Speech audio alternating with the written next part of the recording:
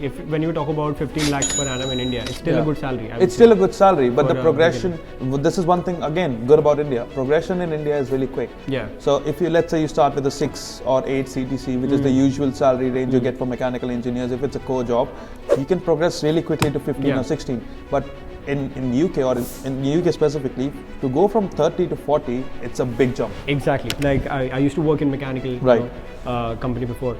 So I've seen like someone who has like, I think 15-20 years of experience, they were earning around 50 or 45 something. Progression is really slow. Very slow. So you have to do something extraordinary, or maybe you don't know, maybe you need to get the stakes of that company to earn more as an engineer. So I think engineers are getting paid less here. Yeah. I think in India, if you have skills and everything, and you do some politics, you will be able to. You'll be. I mean, since you live in India, you'll have connections here and there. Koi chacha ka beta, koi fufa, there'll be someone in the company that could get you a job. Exactly. That's not happening in the UK. Yeah. My name is Priyam Agarwal. मैं यहाँ पे फिलहाल final year mechanical engineering कर रहा हूँ, undergrad bachelors अपना. I was in VIT for about 2 years. VIT is like down south near Chennai, and I was again doing mechanical engineering. But I was someone who was interested in motorsports, was someone who was interested in racing or automotive industries. And as all mechies know, Germany is like the mecca for mechanical engineering. Yeah. And there was an international transfer program at Vellore Institute of Technology, and they had a memorandum of understanding, or MOU, with Queen Mary, with City University of London, Strathclyde, then they had Strathclyde in Glasgow. Strathclyde, Glasgow के साथ शायद नहीं था, but they had University of West Sydney. They had with KU Leuven. KU Leuven is again really good for mechatronics as well. Right. Many universities in America, some in Australia as well. But since I was focusing the automotive sector or the motorsport sector in general, UK seemed like the best choice for me. Plus over America. Over America, because यार 22 घंटे की flight मुझे नहीं लेनी. Exactly. First, second, the universities that did have what's it called, like connections or like with VIT were not really good enough for what I wanted to do. Okay. And UK just seemed like the best option overall, because if I do want to travel anywhere within the Europe, UK is the most accessible. Yeah, exactly. And 25 pounds you can go to Amsterdam. Yeah. Exactly. Yeah. If you want to go to Italy, it's like 46 pounds my return. Yeah. And I have had some friends who were in the UK, family members to UK mein, so it was just an easier choice for me to go to UK rather than America, which is completely unknown to me. Yeah, plus the gun crime and everything. Did that play the Yes, I was actually coming to that. So I did get admitted to one of the American universities, but because of the gun crime and everything, the gun control thing, and since I have friends there, I saw how they were like locked in their rooms because there was some shooting around in the schools. Fuck. He's actually in Virginia Tech. If something can happen there, then it can happen anywhere kind of thing. And I was kind of scared of that. So I was like UK is the best and the safest choice for me. Yeah. Pass bhi hai, 9.5 hours. Let's say something happens.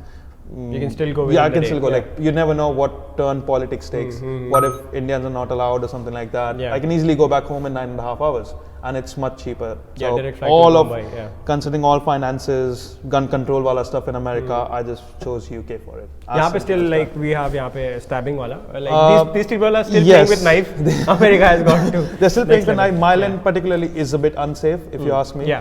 But if you're smart enough not to go into like dark alleyways or something, and if you're smart enough to roam around in groups, दो लोग भी हैं, it's fine. But if you're just a bit careful, then you should be fine. Yeah. Like I've been here for 2 years in Myland itself. I've never like ऐसा कुछ हुआ नहीं है मेरे साथ. I've never encountered anything like that. Just haven't even heard about. No, I've heard about things that have happened in Myland, but I've never encountered anything, because touch wood, nothing happened yet, because I was not going in dark alleyways. रात को शांति से अपना घर पहुंच जाना है. Clubbing वगैरह जाता हूँ. It's not like I don't enjoy my life. I do go clubbing. London, Central London. But that's like Central London. Even coming back home, night buses हैं, the tubes, they're like n number of public transport you can take. So it's very safe, but you just need to be careful when you're stepping out. Okay. That's it. So that's how you like plan to come to UK. Yes. Initially. Yeah. So you had like listed out your options. I listed out all of the options, both financial, political, and what seemed best for my career, and then chose whatever. UK. Yeah. Right.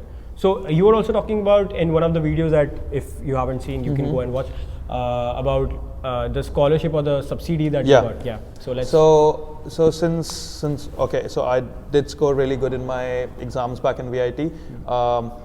But just to give you a number, I was getting a 9 CGPA. Right. So VIT did sponsor a bit, like obviously they termed it as scholarship, but they did give me part of the they give me a big scholarship, because of which I was paying about 18,000 or 17,000 pounds only. So I got a scientific award for that, because I had such a high CGPA. And that so you're getting waived off 5,000. 5,000 from my tuition fee, yes. And apart from that, if you're not able to get the 5,000, Queen Mary itself has like different awards for you as an international student. They might be limited in number, but there are awards that account to about 2,000 or 1,000 pounds in it. And trust me, when you're paying that big of an amount, even 1,000 pound off makes a whole lot of difference. Exactly. Yeah. No, fair enough. But then, please clear this thing that is it just getting 9 CGPA like works out to get that kind of sponsorship, or like you have to do something else? Most of the scholarships here have an eligibility criteria, and not here. I'm talking about back in your university. No. Since that was a tie-up with Queen Mary, all of the eligibility criteria was set by Queen Mary. So VIT had no role in that, apart from the fact that they had a tie-up with this university. That's it.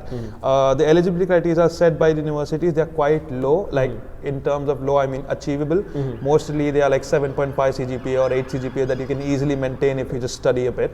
And the best thing is, they do consider applications even though you have not, let's say you get 6 CGPA, but your extracurriculars or your co-curriculars are extremely strong. And what happens in the West specifically, this is a very good culture. If you are involved in NGOs, if you are doing something outside of academics, they take that into consideration and everything. They might just wave off like, okay, you didn't get 7.5 CGPA, that's all right, but you did really good at different things. We will just consider you for sports quota or something. Sports quota types. They don't give a name to it, but they take that into consideration. It's a big thing. Perfect. So you said anything above 7 CGPA would be a good thing to. I'll say 7.5 to be safe. 7.5. But if you really want a good scholarship, I'll say maintain above 8. 7.5 is good to clear the eligibility criteria. But if you really want to stand out as a student, I'll say 8 and above is what you should maintain. And obviously you can go on their website and see other scholarships. You can email them, they get back to you pretty quickly. But I'll say 8 above is like safe zone for you. So since you were like studying in such a good university in India as well, what do you think? What is the difference between studying there and studying in UK now? Personally speaking, goods and bads. So personally speaking, I was never a person who was really fond of exams. मुझे एक जगह बैठ के 3 घंटे paper लिखना नहीं पसंद है. I don't like rote learning कि like याद किया लिख दिया हो गया type से. So I'm someone who likes to research a bit, like different projects पे काम करूँ, and I get like अपनी मर्जी का मालिक. Like if I want to research on, let's say, cars, I have the liberty to research on cars. So the courseworks here not in just Queen Mary, any university abroad, but I'll talk about Queen Mary since I'm studying here. All of the courseworks are designed in such a way that you have an option to change the topic you're doing your coursework on. So the coursework topics are really broad in terms, and you can just pick up a topic. Let's say you have to do something with sustainable energy or sustainable design, for example. You can pick up any aspect of like I picked up a car. So I need to design a system that makes the existing car more sustainable, but I could have picked trains, I could have picked airplanes, I could have picked any niche that you want to go. Not necessarily vehicles, you could have gone into electronics, like the possibilities are endless. So you're not constrained by any kind of coursework. Second would be the facilities and the technical staff. In VIT, from personal experience, you're kind of restricted to what you can access in terms of facilities. Like you can only access them during your workshop hours, or if you have a project under a particular faculty that needs access to that facility. Here you can just walk up to a technician and be like, this is the project I'm working on, this is what I would like help on, and they literally move mountains for you. If you need access to something, they'll give you a proper training for that lab, and then you can access that lab. You book it, you talk to the technicians, you access it, you do your project, and that's it.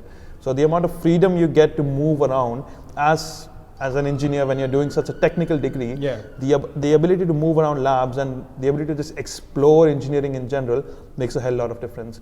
Because what about the helps that you get, like support? I would tremendous. Like you have, obviously, as I mentioned, the lecturers themselves have big supports, and most of them are either book authors or have at least 15-20 publications going around every year. So they are really knowledgeable, and they give their time to you. It's not like they're doing it because it's their job.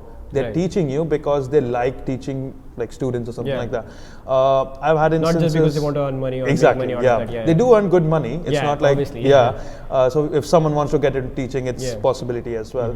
But I've experienced this. So after lectures, I go to them and they're like, I'm running late for a lecture right now, but these are my office hours, so pop in anytime you want. Yeah. So you can just go to their office hours. It's very informal with lecturers Yeah. here. You can be knocking the door and be like, come in. If they don't have time, they'll let you know they don't have time. Yeah. If they do have time, they'll tell you everything that you need to know. Exactly. They're never what's it called, frustrated or irritated ki Yeah, how many times you're asking the same question? Yeah. abhi kyun aa gaye, Yeah. like I'm on my break or something. Yeah. Never. They're very open, they're very welcoming, and they treat you like yeah, it's like again that sir wala culture nahi hai. It's like sorry, you obviously use their first name, like if it's Tom, you just say, hey Tom, I can't understand this, can you help me understand this? Exactly. Simple as that. Great, but I think India mein, what do you feel like? What's the thing that's lacking? I think what's it lacking is Indian universities. reducing the number of lectures hours. Ah. The weather has me sick. The worst thing in London is like you experience 4 weathers in the same day. Same hour. Sometimes. It's worse. Like yesterday, I experienced winter, spring, rain, and sunny, all at one go. Exactly. But India, mein, even in I've seen the lecturers here. Even if obviously they have their PhDs, their masters, but they still continue to get more research papers done. Yeah. Or sometimes they take you under yourself. Like it's in India as well, Yeah. but it's more common here. Yeah. If they like you and you're like, I want to do a research under Yeah. you, they just take you under their arm and be Yeah. like, fine, do the research for me and work Yeah, for me, yeah. kind of thing. So, but coming back to the Indian thing, what's lacking? What I feel is just the freedom to move around as someone who's doing a technical degree. You're really constrained to the syllabus as such. So like, if I go back to my VIT days, I had subjects laid out for me, ki ye karna hai, you have to do this, you have to do that. And if you go a bit out of syllabus, they're like, this is not in the syllabus, we won't cover this, kind of thing. But here, if you go a bit out of syllabus, you'll be like, I won't teach this in the class because like it would deviate the momentum of it. If you're eager to learn more about it, just come to my open lectures. Or the best thing is they don't just have lectures for a module, they have something called seminars and PDL sessions. Here.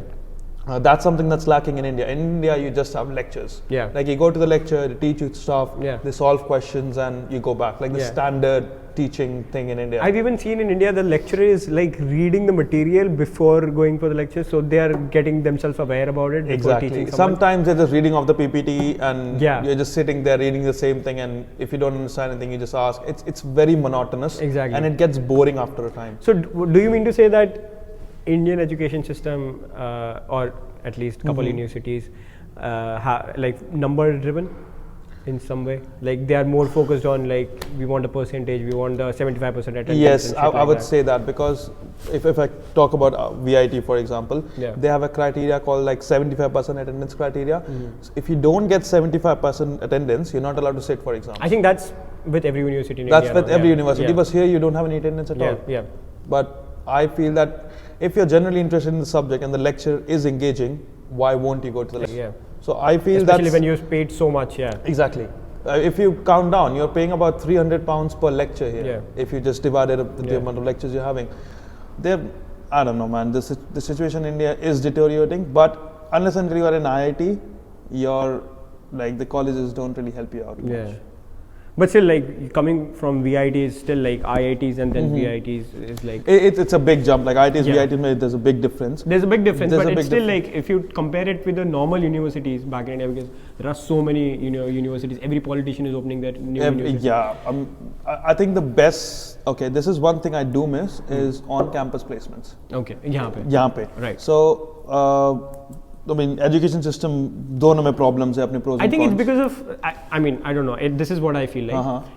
I think it's because of there's a lot of competition in India. So I think colleges are trying to, or universities are trying to, colleges I would say, they're trying to sell themselves. Yeah. As compared to the other ones. I'll say that because they don't want to. No, VIT had like 100% placement record. Why? Because they have mass recruiters, they have tie-ups with companies. So. And you have to get a job. They push you so much that you end up getting a job anyway. But for someone who's maybe not able to get a job regardless of whatever reason, X, Y, Z, that's a good thing, because after you graduate, you do have some kind of job in your hands. Yeah. Regardless of what your financial situation is, let's say you're a mechanical engineer, you get into Wipro, which is one of the mass recruiters. Even TCS is one of the mass recruiters, which have tie-ups with VIT.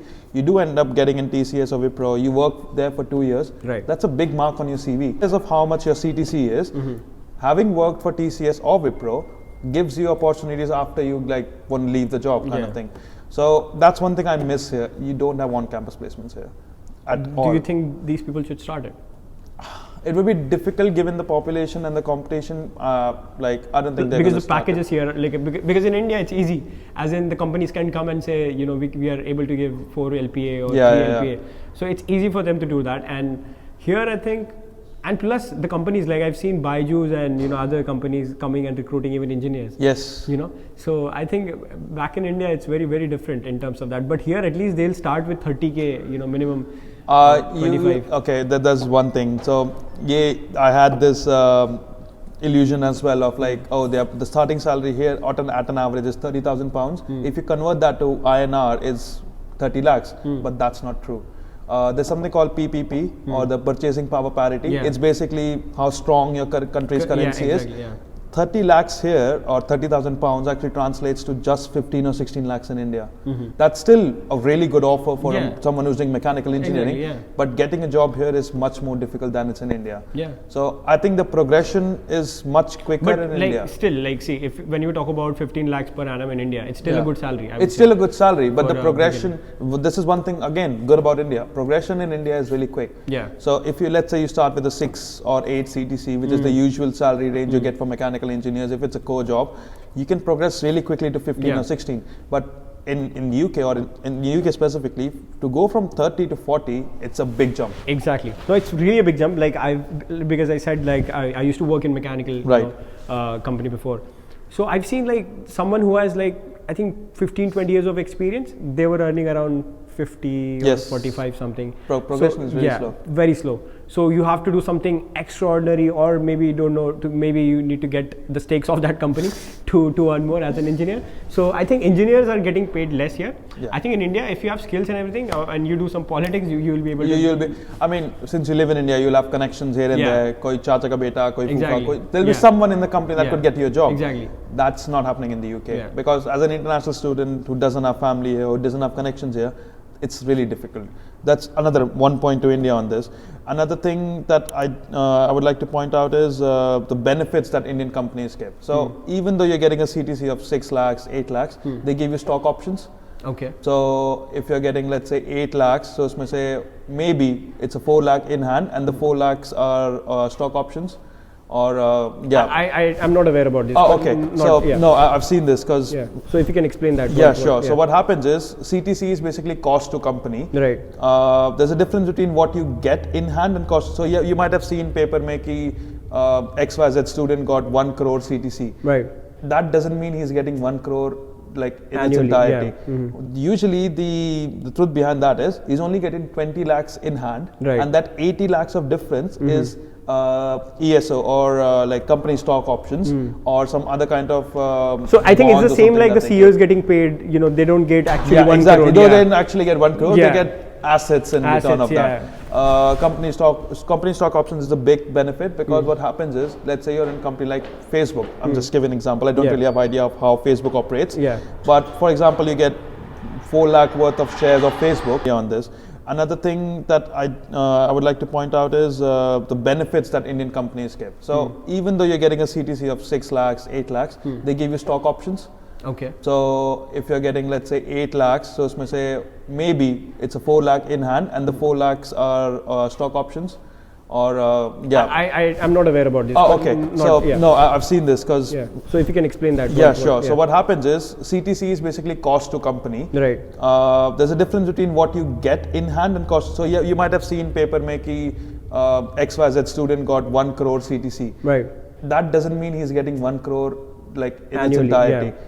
Usually the truth behind that is he's only getting 20 lakhs in hand, and that 80 lakhs of difference is ESO or like company stock options or some other kind of. So I think it's the same like the CEO is get. getting paid. You know, they don't get actually Yeah, 1 exactly. crore. Though they didn't actually get 1 crore, Yeah. they get assets in return of that. Company stock options is a big benefit because what happens is, let's say you're in a company like Facebook. I'm just giving an example. I don't really have idea of how Facebook operates. Yeah. But for example, you get 4 lakh worth of shares of Facebook and you're getting paid 4 lakhs in hand. Those 4 lakh shares of like Facebook are worth a lot. Yeah. And if you wait for 2-3 years, you can cash them out. Exactly. Obviously, they have like restrictions key. You can only start cashing them out after 1 or 2 years of being in the company, but that's a different thing. Those are the kind of benefits you don't get here. The only thing is, they'll pay you £30,000, and the benefits you would get is like they'll have a pension scheme for you. Yeah, I mean, I think this is constrained to engineering, maybe engineering field. I only know about engineering because I don't have an because business. I've spoken to a lot of people who are doing investment banking and finance from finance background. So I think they get a lot of stakes. Right. Yeah. So whenever you go up the senior manager or go up the ladder, you get like stakes. Right. So they don't increase your salary; they give you the stakes. The stakes, yeah. Yeah. So they make you partner basically. So that's how it. But again, it's investment banking, finance, and everything. Yeah, but engineering, I don't think so. Yeah. No, in UK it's not a thing. But who's going to deny stock options as like financially in today's day and age, where everybody's educated. Everybody's educated in like finances. Stock market is a big thing. Yeah. Mutual funds, equity, everything's a big thing. Yeah. Who's in their right mind who wants to be like financially independent and want to make money is going to deny stock options? But you don't get that option in the UK. In India, it's really easy. You do get stock options without even saying anything. I think that's one big thing I miss. On-campus placement, definitely. I literally have to do hundreds and hundreds of applications here just to get a job. Yeah. In India, it's as easy as just filling it out with the placement cell in your university, right? And they do the work. So this one is an honest question, right? Yeah. So obviously, all the universities in UK, they say that they have their a team where they help you in getting a job and getting your CV sorted and stuff like that. So does that really help? I personally haven't taken help from them because from what you've heard. From what I've heard, they are really helpful. Like you can have one-on-one sessions with them. So you can take your CV, and they're actually professionals from industry, and they'll be like, fine, for the sector or the industry you're targeting, this is not the right CV, or this is not how you format it. The placement cell here is amazing, but they only help you make a CV, prepare for an interview if you need to. So let's say you have an interview and you're not confident or you don't know how an interview works, you can just go to them and be like, I need help with this. So they help you with interviews, cover letters, CV, any kind of documentation or formalities that you need to do to get a job. But that's it. That's where the line stops. Okay. They don't help you get jobs. They help you with everything. Prepare for the job. Like, that's it.